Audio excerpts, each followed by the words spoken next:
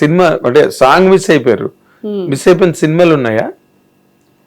ఆఖరి వరకు వచ్చి బిట్ వరకు వచ్చి మిస్ అయిపోయి. ఇప్పుడు I was suppose to be part of Venkatesh గారి ఫిల్మ్, ఇప్పుడు ఆన్ గోయింగ్ ఫిల్మ్. అవునా? ఆదర్శ కుటుంబం.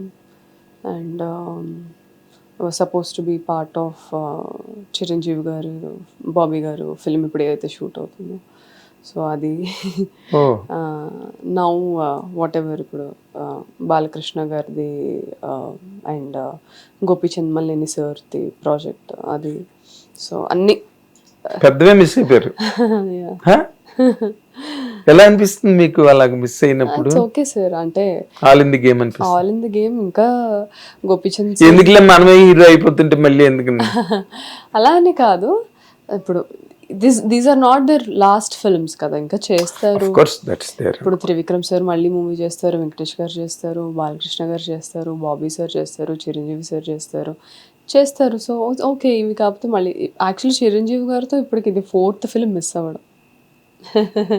ఏదో రాసి పెట్టుంది, ఏదో గట్టిగా చెయ్యాలని ఇది కూడా ఆగి ఉంటుందేమో. నా ఫస్ట్ ఆచార్య మిస్ అయింది,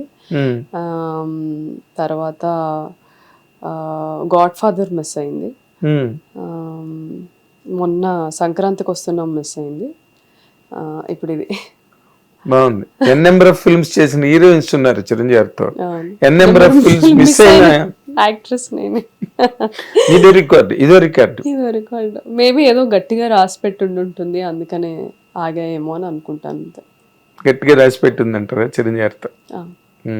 అదే ఈ 14 ఆగస్టు 14 అనేది మీరు మేనిఫెస్టేషన్ పరంగా కానివ్వండి, లేకపోతే మీరు పడ్డ కష్టం పరంగా కానివ్వండి, ఈ ఆగస్టు 14 తర్వాత వచ్చే ఒక ట్రాన్స్ఫర్మేషన్ మీ కెరీర్లో ఎలా ఉంటుందని మీ అనిపిస్తుందండి? మీ మీ మీ సైక్, మీ కాన్షియస్కి. నేను యాక్చువల్లీ అనుకోవడం ఒక 3 సినిమాలు ఫ్లాప్ అయ్యాక అనుకోవడం ఆపేసాను సార్. ఏది అంటే పొలిమేర నేను కథలో ఉన్నాను, కథ తెలుసు, డబ్బులు పెట్టాను, యాక్ట్ చేశాను, డైరెక్షన్ టీంలో ఉన్నాను, అన్నీ చేశాను కాబట్టి నాకు ఒక అంచనా ఉంది. అన్ని డైరెక్షన్స్ నుంచి ఒక ప్రాజెక్ట్ నేను చూశాను కాబట్టి. ఆ పొలిమేర తర్వాత చేసిన ప్రాజెక్ట్స్ అన్నీ ఎలా అయిపోయాయంటే, ఒకటి ఉట్టి క్యారెక్టరే నాకు తెలియడం, కథ నాకు తెలియకపోవడం, ఆర్ నేను చేసింది ఒకటి ఎడిట్ అయ్యాక బయటకు వచ్చింది ఒకటి అవ్వడం, ఆర్ కథ ఒకటైతే ఎక్కువ మంది ఇన్వాల్వ్మెంట్ వల్ల కథ మార్చాల్సి వచ్చి లాస్ట్ మినిట్లో. మళ్ళీ మనం ఒప్పుకున్నప్పుడు ఒక కథ ఉంటుంది మనకి, చేసే ప్రాసెస్లో ఎక్కువ మంది ఇన్వాల్వ్మెంట్తో అనుకున్న కథ కాకుండా వేరేది ఏదో అవుతుంది. అప్పటికే తెలిసిపోతుంది, అబ్బా ఇలా ఎందుకు మార్చారు, ఇది వర్కౌట్ అవ్వదు అని. బట్ ఏం చేయలేం, మనం సైన్ చేసేసాము, సో అందులోంచి బయటికి రాలేము, చేసేస్తాం. సో ఇలాగ చాలా ఫ్యాక్టర్స్ వల్ల నాకు తెలుసు somehow this is not going to work out. But సర్లే, ఇంకా అయితే అవుతుంది, లేదంటే లేదు అనే ఆ థాట్ ప్రాసెస్లోకి వెళ్ళిపోయాను ఆ 1 ఇయర్లో. నేను ఈ మూవీ కన్నా ముందు 1 ఇయర్ 2024లో. సో ఆ స్టేట్కి వచ్చాక నాకేంటి హోప్, నాకేంటి ఎంతూజియాజం ఇచ్చేది, నేను ఇలా అనుకుంటే ఎలా అని ఆలోచిస్తూ ఉంటే నాకు అనిపించింది, ఈ సినిమా ఎంత పెద్ద బ్లాక్ బాస్టర్ అయినా, లేకపోతే హిట్ అయినా, యావరేజ్ అయినా, ఫ్లాప్ అయినా, మళ్ళీ నెక్స్ట్ డే నేను లేచి నేను సెట్కి వెళ్ళాలి, ఇంకొక సినిమా సైన్ చేయాలి, ఇప్పుడు చేసిన మిస్టేక్స్ నుంచి నేర్చుకొని నెక్స్ట్ సినిమాకి అప్లై చేయాలి.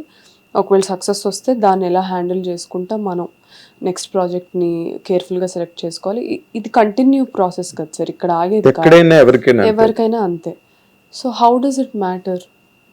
మేబీ బిజినెస్ వైజ్ సర్కిల్స్లో మనీ ఇన్వెస్ట్ చేసే ప్రొడ్యూసర్స్ దగ్గర అండ్ నేను తీసుకునే రెమ్యునేషన్స్ దగ్గర ఏమైనా డిఫరెన్స్ వస్తుంది, కానీ నా ప్రాసెస్ యాజ్ అన్ యాక్టర్, నా process as a human being is still the same. So నా కంట్రోల్లో ఉన్నవి ఇవి కాబట్టి నేను దీని మీద ఫోకస్ చేస్తాను, చేద్దాము. దీని మీద ఫోకస్ చేయడం వల్లే ఏ బేస్ లేకుండా వచ్చింది నేను ఇక్కడ వరకు రాగలిగాను. సో దీన్ని ఎప్పుడు నేను వదలకూడదు. అవి మారుతూ ఉంటాయి, పెరుగుతాయి, తగ్గుతాయి, మారుతూ ఉంటాయి, అండ్ అది నా చేతిలో లేదు. సో నా చేతిలో ఉన్న దాని మీద నేను ఫోకస్ చేయాలి అని అప్పుడే ఫిక్స్ అయిపోయాను. సో అందుకని ఇప్పుడు రేపు 14th ఏమవుతుందంటే, ఏదైనా సరే నేనైతే మారను కదా, నా ప్రాసెస్ అదే కదా అన్నట్టు ఉంటుంది నా ఆలోచన. మీకు మైండ్లో ఉన్న అది ఎందుకో మిమ్మల్ని వదలలేదు ఇంకా.